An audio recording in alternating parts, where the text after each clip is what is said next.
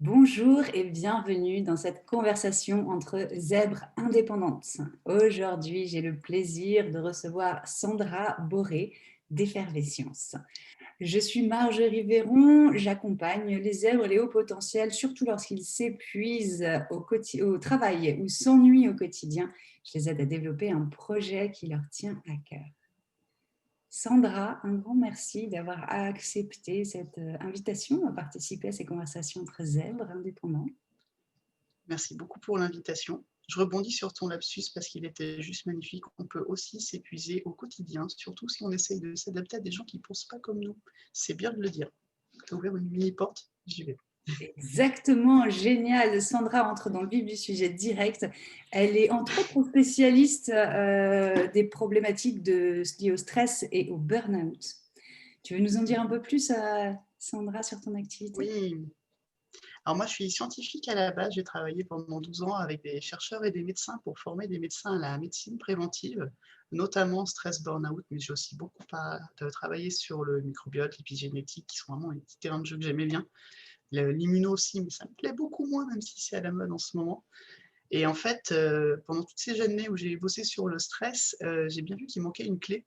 C'est-à-dire qu'on sait qu'il y a des personnes qui savent s'adapter au stress et d'autres non. Ça sonnait très, très injonction. On parle de coping ou de résilience. Et là, j'ai trouvé la pièce manquante récemment, sauf que ça m'a quand même pris 3 burn-out.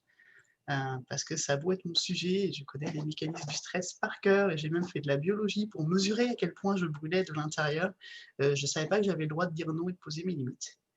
Et donc, en bonne HP suradaptée, paf, paf, paf. Et le troisième, j'ai enfin compris qu'il y avait aussi une part de responsabilité qu'on m'avait juste pas donné les clés. Donc maintenant, je les partage. Superbe. Ça résonne beaucoup avec la part de moi. Alors, je me suis présentée un peu rapidement avant l'interview, mais j'ai tellement de cordes à mon arc que j'en oublie en chemin. Et je suis entre autres naturopathe avec une Oh, grosse spécialité sur la gestion du stress et le fonctionnement du système nerveux en général. Donc, ce que tu dis me parle beaucoup parce que euh, vas-y, on fait les chemins parallèles. Tu me fais ton chemin parce qu'effectivement, je dois bien voir la ligne ouais, verte. c'est ça. Et le fait de savoir quelque chose, de connaître parfaitement un mécanisme, ça ne veut pas dire qu'on le maîtrise et qu'on a les compétences pour le vivre dans la vraie vie matérielle. Ça, c'est important à comprendre quand on cherche notamment à se remplir de beaucoup, beaucoup, beaucoup de connaissances. Ça peut être le cas chez certains dans un HP. Ok, cool, merci. Alors, cet ingrédient secret, tu veux nous le partager? Tu gardes ça pour tes Non, équipes? je vais faire un petit suspense parce que je vois que tu me donnes vraiment ton parcours, comment tu es allée jusqu'à la nature. Parce que là, tu m'intrigues. Ok, comment je suis arrivée à la naturo? Alors, j'ai commencé avec les lois de l'homme. J'ai été avocate pendant une dizaine d'années, spécialiste de la propriété intellectuelle, donc tout ce qui était quand même créatif, artistique. Et puis, après un bore-out professionnel, je m'ennuyais mortellement dans mon travail, notamment parce qu'il manquait énormément de sens pour Hmm. moi. Je suis partie explorer, alors ce qui m'avait permis d'avancer déjà sur mon chemin pendant une dizaine d'années, de tenir le coup aussi en tant qu'avocate, c'était le yoga, qui a assoupli mon corps, mon esprit. Et puis, de fil en aiguille, j'ai voulu retrouver un style de vie qui était plus naturel et j'ai choisi de suivre le chemin de la nature, de naturspace, naturopathe. Et donc, c'est comme ça que je Hmm. suis allée vers ça. Et puis, la naturopathie m'a permis d'ouvrir une nouvelle porte vers l'exploration de la psyché, de l'inconscient, qui m'a permis d'ouvrir une nouvelle porte. Voilà, c'est pour moi sans fin, mais je sens que tout se recentre de plus en plus autour d'un noyau central et qu'il y a une vraie cohérence, même si pendant un temps, ça est parti un peu dans tous les sens. J'avais Ça me l'impression. semble super limpide comme parcours. C'est du beaucoup pour nos amis zèbres, ça va parler. Je fais un coucou à Guylaine si elle me regarde, qui a été mes coachée, parce que je sais que là, ça va faire pop, pop, pop partout dans sa tête, mais pour beaucoup aussi. Il est très probable que tu aies vu passer mes supports au cours de ta formation de naturo. Tu t'es formé quand? Si je peux me permettre. La formation de naturo, c'était il y a 3 ou 4 ans. C'est certain. Tu as vu passer mes supports, c'est rigolo. Parce que j'ai Oui. collaboré avec à peu près toutes les écoles pour faire les supports des médecins qui les ont formés. À chaque fois que je donne des conférences avec des naturaux, parce que je collabore beaucoup avec des ostéos et des naturaux, qu'ont cette vision systémique et cette remise en question, notamment sur la petite clé que je vais vous donner, la grosse clé que je vais vous donner ailleurs. Et à chaque fois en intervention, ils ressortent mes diapos, j'adore. Donc régulièrement, je leur envoie les versions mises à jour. J'aurais peut-être des choses pour toi parce que ça a changé le stress. Et Ah justement, oui, bah, oui, allons-y, j'explore ça ça a aussi. changé le stress. Ouais, Voilà, c'est ça, j'explore ça aussi, c'est-à-dire que ce qu'on pensait qu'on tenait pour vrai à une époque, c'est pas ça a une pété. vérité absolue, ça évolue, on Voilà. découvre des nouvelles choses et du coup, bah, c'est aussi pour ça que la mise à jour permanente est nécessaire. Et c'est vrai que je ne vois plus le stress comme je le voyais aussi à l'époque, aussi binaire. Voilà. C'est pas binaire, c'est une trilogie. Tu Oui, m'ouvres voilà, on une est toutes porte les deux dans la théorie magnifique. polyvagale, hein, Mmh. moi, je Mais c'est l'utilise ça, beaucoup tu sais, on parlait de thérapie corporelle aussi au début et je l'utilise beaucoup dans, bah, notamment mes cours de yoga, on appelle ça du yoga ou du mouvement en conscience, enfin, peu importe, bah, pour faire intégrer ça dans le corps aussi, parce que voilà, bon, on a compris la théorie, mais si tu as le psoas qui est comme ça, tu as le psoas qui est comme ça, quoi. Et si tu fais rien pour l'étirer, bah, tu as creusé les fascias aussi? ah, j'adore. Je C'est suis fan. N'ayez pas peur, ça c'est 2 HP qui se rencontrent. Si ça avait fait que ça avec quelqu'un que vous ne connaissez pas, il y a moyen que vous soyez câblés pareil en fait.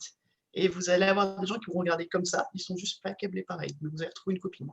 Ça marche comme ça. Parce qu'il y a en fait la question derrière le burn-out et la douance, c'est la détection. Il y a quand même beaucoup de HP qui se retrouvent à travers leur enfant quand ils vont faire passer des tests parce qu'on commence à leur pointer que leur enfant ne fonctionne pas forcément comme les copains. Et souvent, c'est la maman qui fait ce test mais qui dit mais c'est le papa, alors que les chiens ne font pas des chats, c'est bien de creuser un peu des deux côtés. Et moi, j'ai beaucoup de gens qui arrivent après leur burn-out et qui découvrent leur douance par leur burn-out. Et j'aborde ponctuellement le sujet du burn-out du HP, mais en fait, c'est surtout mes contenus qui sont super clivants et filtrants parce que ça va très vite, ça va très loin, ça va dans tous les sens. Il n'y a que des HP qui peuvent me lire, surtout après un burn-out. Donc en fait, j'ai du contenu auto-filtrant. Mais là, je suis déjà parti sur la partie entrepreneuriat. Je vais revenir à la théorie polyvagale parce qu'on l'a en commun. Le problème de la théorie polyvagale, c'est que le nom, les états, c'est super cérébral. Alors c'est bien parce que les HP aiment bien, ils comprennent, mais à un moment, si on comprend sans le ressentir, ça ne marche pas. Et donc ça fait 3 ans maintenant que j'ai découvert la théorie polyvagale et que j'essaye plein d'approches différentes pour la faire comprendre et ressentir. Dans mon univers très varié, où j'ai fait de la pure physio pour les médecins, ostéo, j'ai régulièrement des ostéos qui viennent me faire coucou sur cet article, vraiment puriste. Après, j'ai fait Star Wars, j'ai fait se reconnecter à soi et sa maison, qui va faire plus écho avec ton approche psychocorporelle, où j'ai juste repris le petit e-book de Deborah Dana et je l'ai illustré. Et j'ai fait Star Wars, j'ai fait La Reine des Neiges, là j'ai un truc sur Harry Potter qui va bientôt arriver. Et en fait, c'est ça, c'est faire comprendre combien cette clé est essentielle pour se reconnecter à soi, qu'il faut la ressentir, mais qu'elle ne va pas donner d'outils. C'est une clé de lecture, ça permet de choisir ses outils. Et c'est pas facile et c'est très frustrant d'avoir ce truc qui fait des étincelles partout, parce que moi j'ai fait des schémas absolument horribles qui partaient de tous les sens. J'essaie de. Il faudrait que je le ressorte juste pour faire peur au HP et faire coucou à mes copains autistes, mais j'ai essayé de faire les cascades biomoléculaires du stress à tous les niveaux dans le corps et ça fait une espèce de grande concept map énorme. Et il y avait ce truc qui était le coping ou résilience qui ressortait dans les publics. On était en mode, mais ils font comment? Et quand il y a eu la TPV, j'ai enfin compris que le nerf vague, il n'était pas tout seul, il était binaire et qu'en fait, c'était pas binaire mais une trilogie. Donc, je fais un rapide récap pour ceux qui découvriraient. On a la voie d'activation qui va se mettre en place quand on perçoit un stress qui va permettre de mobiliser son énergie pour gérer le stress, c'est le système sympathique avec la lutte ou la fuite. Et quand le danger perçu est trop important, on va se figer. Et ça passe par le système du vagal dorsal, même si on a tendance à mettre un petit peu tout dans le même système dans la vision classique. Mais en fait, il y a vraiment soit on va s'activer vers l'avant ou vers l'arrière et c'est le sympathique, soit on va se figer, se tétaniser et dans certaines situations traumatiques se dissocier. Et ça, c'est la branche dorsale du nerf vague qu'on appelle aussi le vague ancien. Et là, coucou, il y a une autre branche sur le nerf vague, c'est la voie vagale ventrale, qui est la voie de la confiance, du lien à l'autre, qui permet d'interagir et qui permet de ne pas percevoir le stress. Donc là, il y a ceux qui ont une bonne résilience, qui arrivent à syncoper le stress, j'ai toujours eu du mal avec ce terme. Et pourtant, il fait complètement sens maintenant que Cécile Bost utilise le terme de cop-out pour les HP suradaptés. Et en fait, nous, on fait des cop-out parce que quand on se suradapte, on ne peut pas aller dans cette voie vagale ventrale. Parce qu'on a tout le temps un masque, un faux self, et qui est épuisant et qui draine en énergie. Et le burn-out, il est juste là pour dire qu'il faut arrêter, en fait. On dit que c'est une conséquence du stress chronique, ça l'est. On dit que c'est un trouble de l'adaptation, je ne suis plus d'accord du tout avec ça. Pour moi, c'est un symptôme de suradaptation et c'est pour ça que ça touche avant tout les HP. Super. Donc, on va leur apprendre à remettre du jeu avant le burn-out, idéalement. Oui, c'est ça, c'est très important. Le burn-out, il est parfois assez mal vécu, mais sur le coup, il est mal vécu. Beaucoup de gens qui ont vécu un burn-out et qui l'ont traversé diront que c'est une des meilleures choses qui leur soit arrivée parce Oui. qu'ils ont pu prendre de la distance et se rendre compte à quel point ils s'étaient avancés sur un mauvais chemin. Le corps a envoyé des signaux, encore, tu ne veux toujours pas écouter. Ok, je coupe toutes les vannes et là maintenant, tu n'as pas d'autre choix que prendre un peu de recul et regarder ce que tu es en train de faire. D'ailleurs, on va anticiper la question. On parle souvent du malaise vagal. C'est un mini burn-out. C'est une décompensation rapide parce qu'on s'est suradapté trop vite. Du coup, on a fait trop vite un saut dans les tours et pouf, ça décompense ponctuellement. Le burn-out, c'est ça à l'échelle macro. Et si on va au macro, la planète est en train de faire pareil, en fait. Non, je voulais pas plomber. Mais c'est vrai. Est-ce que tu as lu Il faut en avoir c'est conscience. ça, en fait. Et si on vit un burn-out individuel en se disant, OK, c'est difficile à traverser, mais il y a forcément quelque chose, on ne regrettera pas. Donc, à partir de là, c'est pas d'accord. J'ai pas mal de gens qui sont dans l'écologie, la permaculture, j'ai Nicolas Pso aussi. Ces gens ont une vision globale et en fait, le burn-out, il est à toutes les échelles. Je ne sais pas si tu as lu, c'est ça que je cherchais discrètement dans un coin, mais je ne sais pas s'il est à côté de moi. C'est le syndrome d'Icare. Ah, il est là. Pour une nature, le complexe d'Icare, pardon, d'Olivier Montbard. Tu vas adorer. Il a fait le lien entre la lecture physiologique du stress burn-out avec ce qui se passe à l'échelle économique et ce qui se passe à l'échelle environnementale.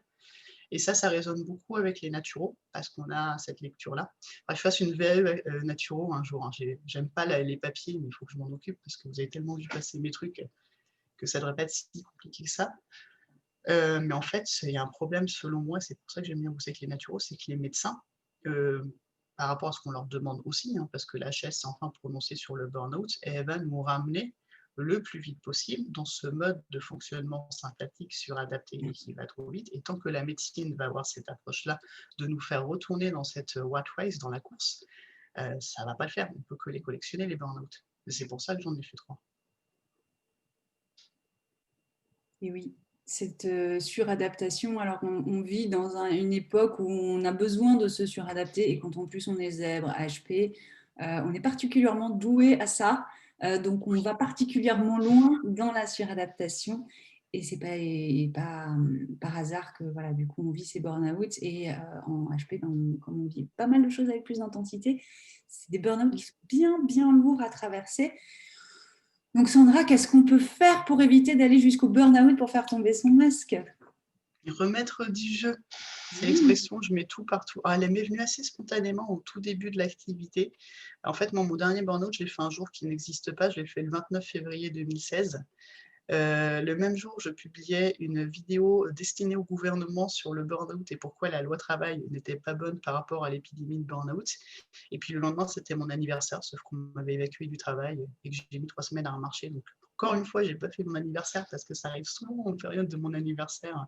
C'est le moment de décompensation. En fait, c'est une invitation à regarder justement ce genre de cycle, son rythme, trouver son écologie. Le burn-out l'impose, ça devient essentiel, sinon on ne repart pas. Mais il vaut mieux le faire avant. Donc, JE, c'est soi, c'est besoin. De quoi on a besoin pour se nourrir et s'épanouir. Et JE, ce qui nous fait plaisir, le fun. Et pour moi, les 2 ingrédients, ils sont là.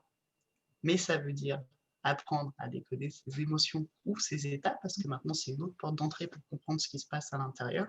Savoir détecter le besoin qu'il y a derrière et s'autoriser à le remplir. Donc, il y a des gros échelons à descendre.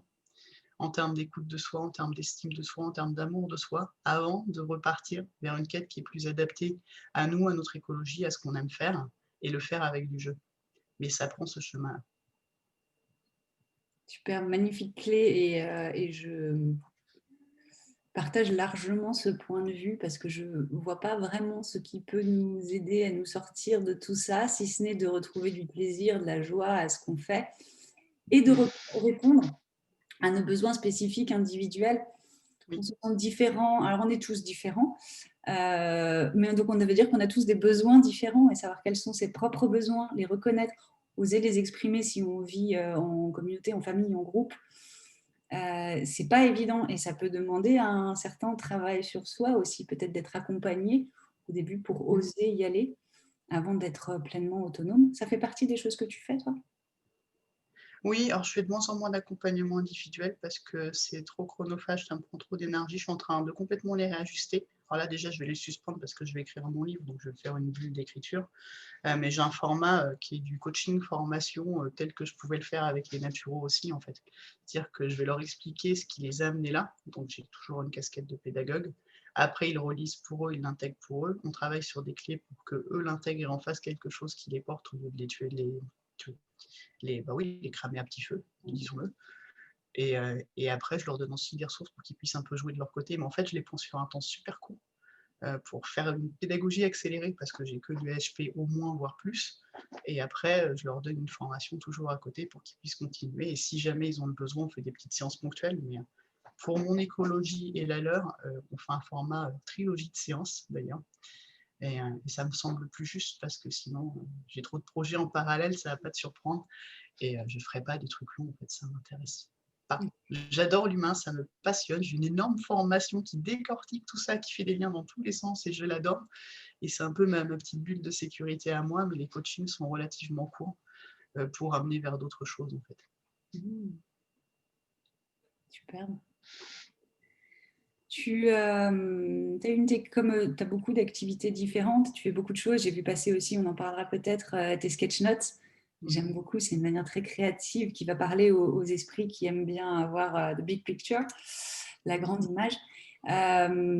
Comment tu fais pour faire le tri entre toutes les possibilités que tu as, entre tous tes potentiels? Je trie pas vraiment. Mon filtre, c'est l'impact et c'est mon énergie. En fait, mon filtre, c'est l'impact. Pour choisir ce que je fais ou pas, c'est l'impact. Quand j'ai lu ton invitation, ça m'a tout de suite parlé.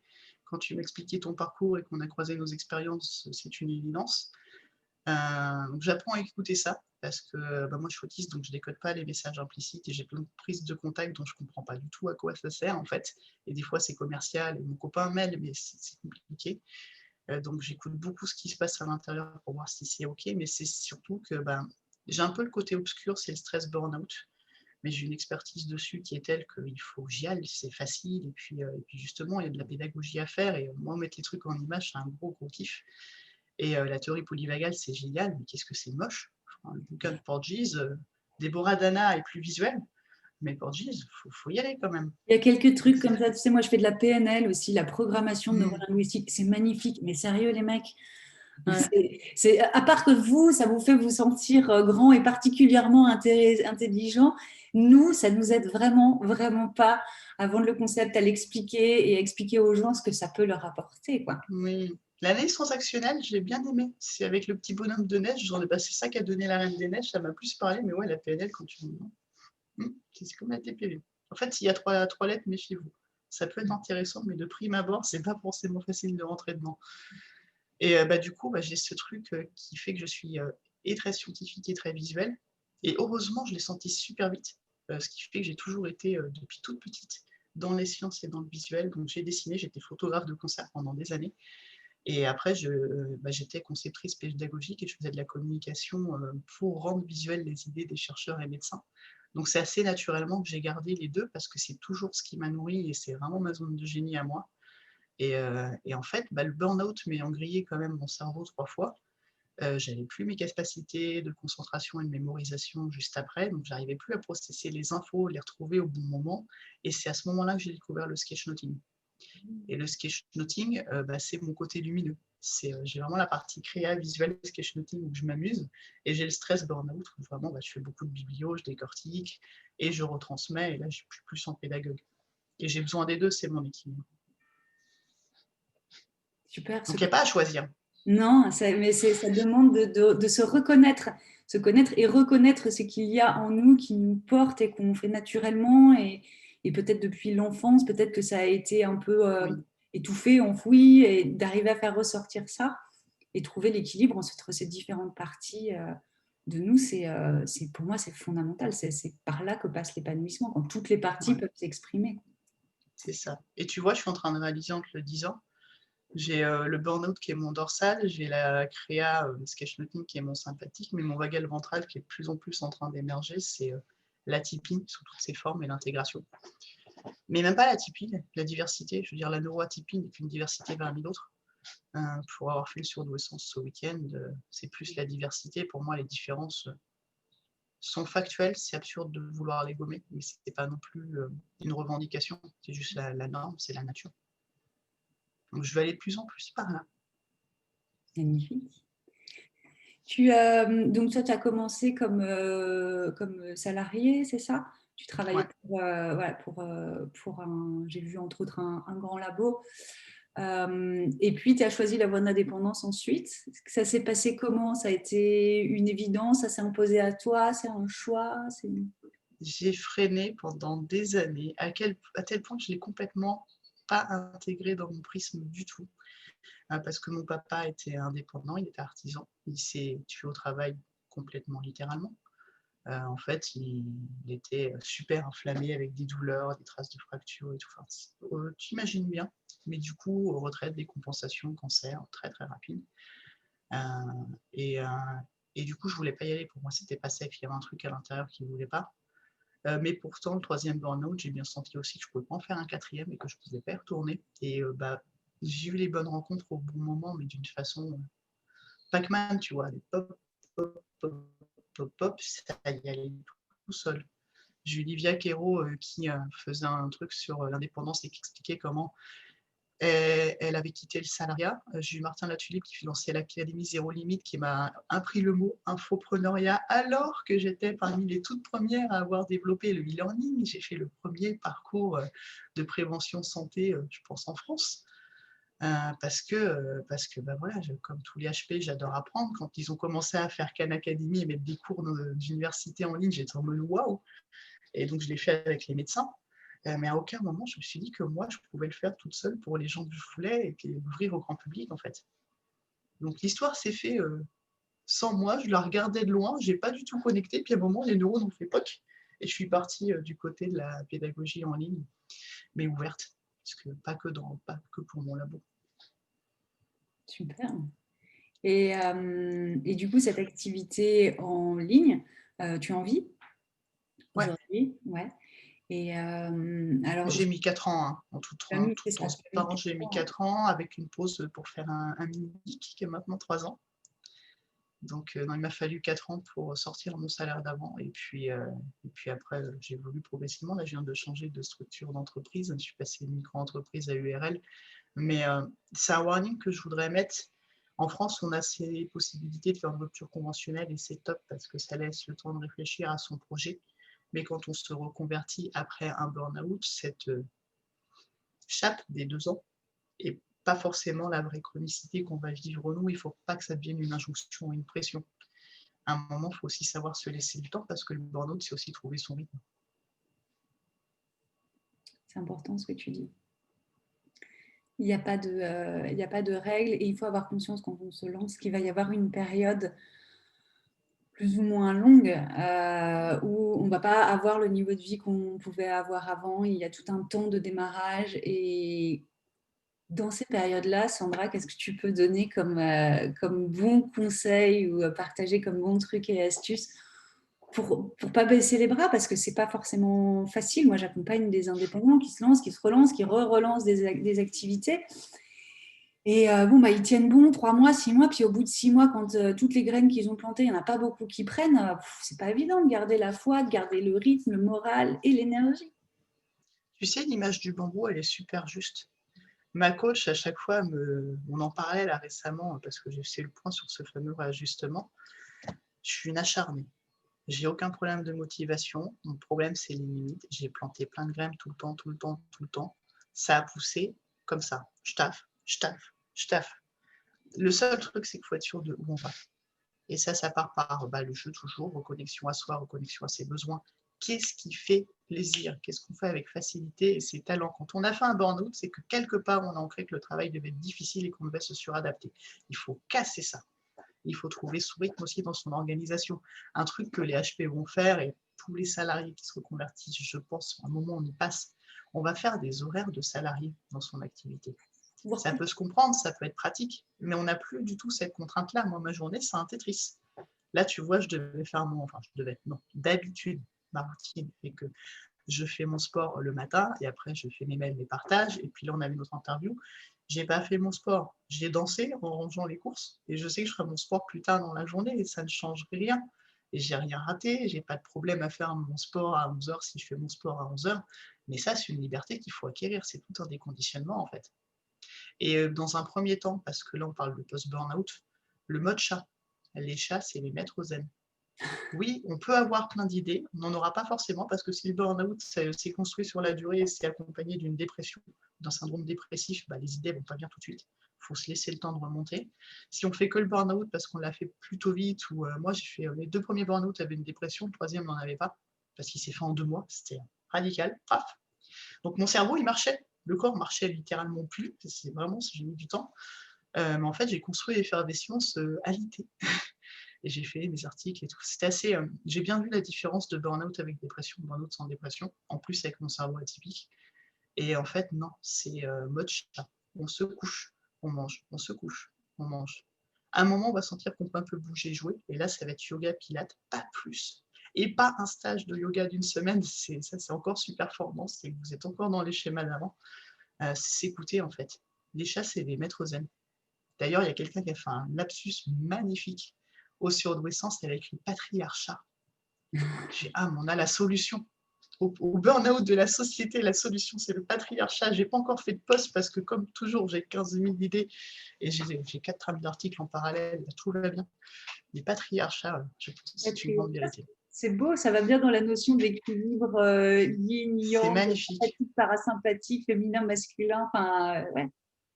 Cool. Je ne l'ai pas sous les yeux, mais j'ai 2 chats en yin et yang qui j'ai à peu près partout, mais je ne crois pas l'avoir là, qui sera très certainement mon prochain tatouage. Parce que j'ai fait tatouer mes valeurs en fait sur mes burn-out, sur les 2 derniers. Et je ne l'ai pas fait pour le premier parce que j'ai eu le mot, heureusement, il y avait un pauvre bouquin sur le burn-out à l'époque en français. Mais j'ai pas tatoué, mais je sais que mon prochain tatouage, ce sera les 2 chats yin yang. Je ne l'ai pas là. Je te l'enverrai si tu veux le travail. Avec plaisir. Sandra, quels sont tes projets aujourd'hui? Je vais écrire un livre. Tu vas écrire un livre. Je vais écrire un livre. En fait, j'ai travaillé la TPV dans un groupe, dans une formation, tout simplement. C'est une formation coaching. J'ai des gens qui sont depuis le tout début, qui ont vu l'intérêt de la TPV au tout début, alors que moi, j'avais encore du mal à l'exprimer. Et ce truc est devenu à mon image, effervescent, atypique. Il y a plus de 24 heures de vidéo, il y a plus de 2000 diapos. J'ai fait des liens avec à peu près tout ce que je connaissais. Dès que je trouve un truc, je le passe à la moulinette TPV parce que c'est clairement mon intérêt spécifique du moment. Même pour les participants de Power, je leur dois un livre pour que ce soit plus accessible. Et justement parce que mon mot-clé de cette année, c'est l'impact. Et j'ai pas non plus l'énergie de faire plein de coaching et c'est pas ce que je veux. Parce que c'est pas. J'adore cette magie en individuel, mais ça me coûte en énergie. Donc le livre, pour offrir vraiment la TPV au monde et avec mes visuels. C'est l'offrir et la rendre accessible. Et en fait, j'ai construit le plan comme une quête du héros, où en fait, je vais faire voyager les gens de ce qui les a amenés au burn-out jusqu'à confronter ce qui a fait qu'ils ont accepté d'y aller. Ça, c'est le passage dans la grotte. Et après, ils vont pouvoir révéler leur énergie et trouver leur terrain de jeu. Donc, ce n'est pas un outil, c'est une quête de jeu. Et à la fin, c'est eux qui vont trouver. Super, super. Un beau parcours et on devrait tous en passer un peu par là à un moment ou à un autre. Dès qu'on commence à se dire, tiens, qu'est-ce que je fais là? À quoi ça sert tout ça? Ça devrait être des questions fondamentales à se poser. Ce livre, je crois que tu l'auto-édites ou tu te fais éditer pour ce livre? Je ne sais pas encore. Alors, j'ai des pistes d'éditeurs qui sont toutes tombées parce que je ne rentrais pas dans les collections d'édition. Mon Oui, livre s'appellera Le Power du jeu ou ne s'appellera pas, je le dis. Donc, je cherche quand même un éditeur par rapport à la surcharge mentale, parce que je n'ai pas très envie d'avoir à gérer l'impression, les envois, etc. Autant que ce soit éditeur, mais je tiens vraiment à ce qu'on le construise ensemble. Donc, je le finance par financement participatif. Ce qui me permet aussi, moi, d'animer les personnes qui achètent le livre, donc qui précommandent en fait le livre, parce que ça va venir de Power, donc j'ai beaucoup de matière, c'est plus une question de filtrer. Mais par exemple, les personnes qui ont déjà contribué ont déjà eu des petites fiches TPV avec la carte des États pour qu'ils commencent à les observer chez eux. Ce que je ferai ensuite avec tout le monde à la fin de la campagne, mais je voulais déjà les alimenter parce qu'ils me voient partager sur le sujet, c'est important qu'ils l'intègrent et qu'ils le ressentent. Donc, au-delà de la campagne, les premiers contributeurs, je les amène là-dessus. Et tout au fil de l'écriture du livre, en fait, ce chemin en 12 étapes, ils vont le faire. Et quand le livre arrivera, ce sera comme pour ceux qui ont fait Power et les itérations avant Power, parce que c'est la troisième, euh, ils se seront trouvés eux, en fait. Et le livre, ce sera le point final. Pas le point final, ce sera l'ouverture d'une autre histoire, en fait. tu parles de Power pour les gens qui nous écoutent et qui ne connaissent pas, tu peux nous en dire un mot? C'est un de tes programmes? Alors, Power, c'est ma grande formation qui décortique la TPV dans tous les sens. Ça ne parlera, je le dis maintenant clairement, parce qu'il ne faut pas que je vende des trucs qu'au profil HP et aux médecins thérapeutes. J'ai beaucoup dans la formation. Si vous voulez juste la TPV de façon pratico-pratique dans un prisme stress, burn-out et écologie mentale, ce qui est le gros problème du moment, ça va être écologie mentale, mode d'emploi. N'allez pas dans Power juste après un burn-out, c'est trop. C'est trop lourd. Ça va trop loin. Ok. Je suis anti-marketing à fond, je le sais, je fais des coachings courts et pas chers, j'ai une formation qui est énormissime et qui est invendable, je le dis clairement, c'est que pour les HP et les pros de la santé, parce que sinon ça va juste trop loin. Écologie mentale, c'est très bien pour commencer avec la joie avec la TPV, puis après le livre. Ok, super. Et si on veut t'aider justement dans ce processus d'édition, c'est possible? Oui, jusqu'au 6 décembre. Jusqu'au 6 décembre. Ok. Alors, jusqu'au 6 décembre, la campagne. Après, comme je ne peux pas m'arrêter dans un cadre comme ça, j'ai déjà pensé à comment je pourrais permettre de pré-réserver le livre et de débloquer les ressources Super. du cheminement d'écriture pour après. Mais chut, pas le dire à ma stratège de campagne parce qu'elle n'arrive pas à me cadrer juste dans un espace-temps. On ne lui dira rien. De toute façon, cette vidéo, quand vous allez la regarder, mesdames, messieurs, il y a de grandes chances pour que le 6 décembre soit passé. Ah, ce serait dommage, ça. Ce serait dommage. Alors, on va essayer de diffuser la vidéo avant le 6 décembre. On n'en a Je pas suis parlé désolée, je ne veux pas avant. du tout te mettre la pression, mais si jamais c'est possible, ce serait Oui, top. c'est possible. C'est possible. Tout est possible. Ok, donc avant le 6 décembre, voilà, il y a le lien ci-dessous pour participer. Et puis, sinon, on mettra à jour le lien sous la vidéo de toute Ouais, façon pour être volontiers. tenu au courant des suites. Mm. S'il y a un conseil, un seul, que tu voudrais partager avec quelqu'un qui, comme toi, a le cerveau en effervescence et qui veut avoir une activité indépendante pour pouvoir vraiment vivre à son propre rythme, respecter ses propres besoins et se faire plaisir, ce serait quel conseil? Objectif jeu toujours. C'est-à-dire que ce n'est pas parce qu'on se lance dans une activité indépendante qu'il faut absolument essayer d'appliquer les formules marketing. Si on sort de l'entreprise pour se créer un autre faux self dans son activité indépendante, on va se recramer. Il n'y a pas de surprise. Donc c'est moi ce qui m'anime, mes besoins, quel message je veux porter. Start with why, le pourquoi, toujours. J'ai pris l'ikigai, je l'ai croisé avec le Start with why de Simon Sinek. Et pour moi, c'est là en fait la vérité. Les besoins, ce qui fait plaisir et comment on veut contribuer parce que ça c'est très important pour les HP et là ça va devenir épanouissant. Construire son terrain de jeu. Exactement, je ne peux pas être plus d'accord avec toi que ça, Sandra. Je te remercie beaucoup pour cet échange et Avec grand plaisir. riche et dense en informations et en effervescence. Donc, vraiment un grand merci. Et j'espère au plaisir de te recroiser très bientôt. Avec grand plaisir, j'en suis sûre. Merci encore et merci à vous qui nous regardez aussi. Je vous souhaite à tous une Prenez très soin bonne de vous. journée. Au revoir.